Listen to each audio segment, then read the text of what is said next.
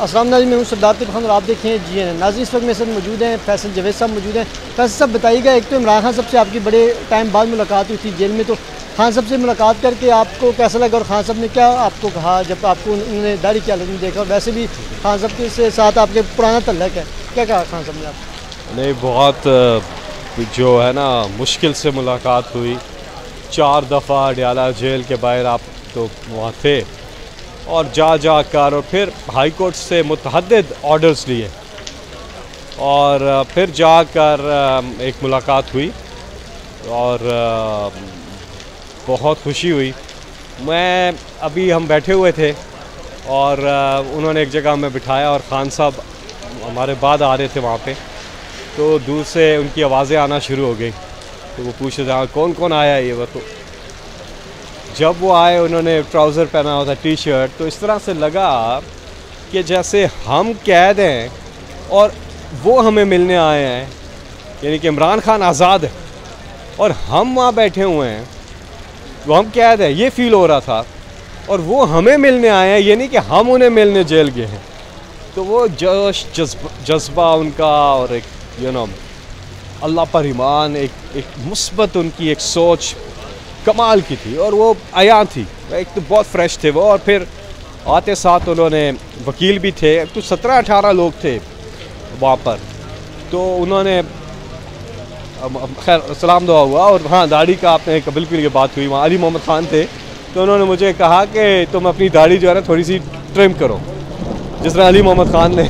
उसके बाद हमने देखा आपने थोड़ा, जी हाँ, फिर मैंने उसके बाद मैंने ट्रिम कर। तो खैर वो उन्होंने इंस्ट्रक्शन दी, पेशावर एहतजाज के हवाले से उन्होंने बात की कि वो करना है। फिर हुआ वो एहतजाज, ज़बरदस्त एहतजाज हुआ कि आज़ाद अदलिया और कैदी नंबर 804 की रिहाई, ये उन्होंने कहा कि थीम्स होंगे। और फिर बाकी इंस्ट्रक्शंस दी जो पार्टी की होती हैं। तो अच्छी मुलाकात की, लेकिन जब वो ज़ाहिर है काफ़ी लगते, बात तो लंबी नहीं हो सकती थी क्योंकि टाइम भी कम था और वो भी। अब दोबारा इंशाल्लाह कोशिश करूँगा, लेकिन जाते वक्त उनसे 2-4 बातें हुई थी। तो जब वो जा रहे थे तो मैंने आवाज़ दी पीछे से, मैंने कहा खान साहब हाथ तो मिला, क्योंकि आपको पता है फासला होता है। तो वो उन्होंने आगे होके ना फिर वापस आके मेरे से हाथ मिलाया। जी। तो मुझे तो G6 हमारा बहुत पुराना एक ऑफिस होता था कवर्ड मार्केट के सामने। मैं वहाँ छोटा होता था काफ़ी उस वक्त। तो मुझे आप यकीन करें, जब मैं जेल गया तो इमरान खान साहब जिस तरह चलते हुए आ रहे थे ना, तो मेरे जहन में वो पता नहीं क्यों वो मेमोरीज़ आ रही थी G6 ऑफिस की, कि उसी तरह खान साहब आ रहे हैं। तो वो एक फ्लैशबैक आ रहा था, ना जाने क्यों। जी सर, खान साहब जेल वाले इमरान खान और पहले वाले इमरान खान में क्या आपने फ़र्क देखा है? मैंने तो कोई फ़र्क ख़ास नहीं देखा।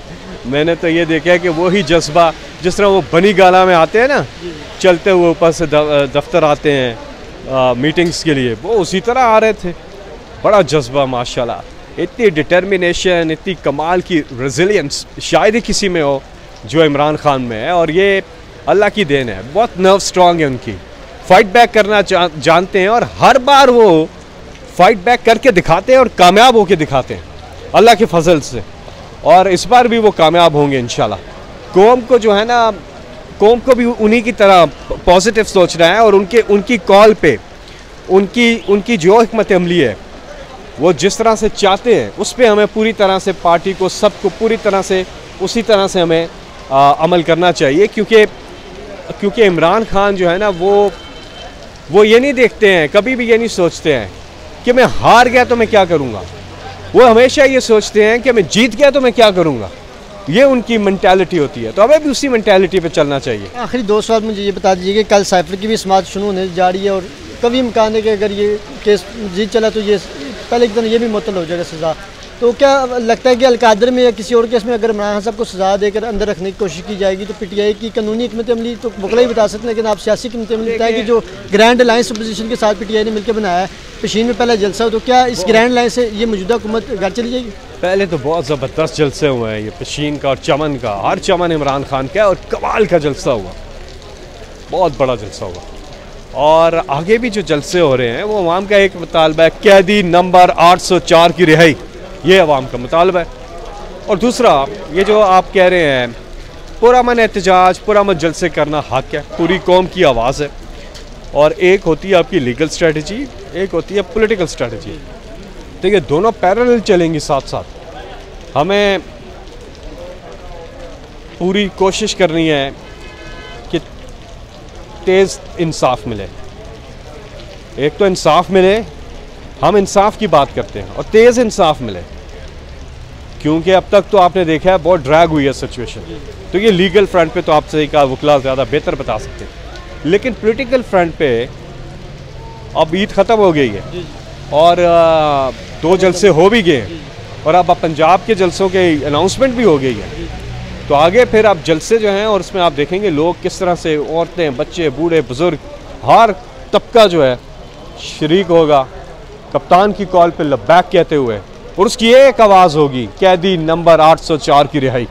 जल्द खान साहब को आपको देख रहे हैं कि आपके दरमियान होंगे और आप उसी तरह खान साहब को जिस तरह बुलाते होते हैं, अवाम ये करके दिखाएगी इंशाअल्लाह। पुरअमन तौर पे अपना भरपूर आवाज़ उठाएंगे, और इंशाअल्लाह हर दिल की धड़कन है इमरान खान में, हर दिल में इमरान खान धड़कते हैं, और हर दिल की एक ही आवाज़, कैदी नंबर 804 की रिहाई।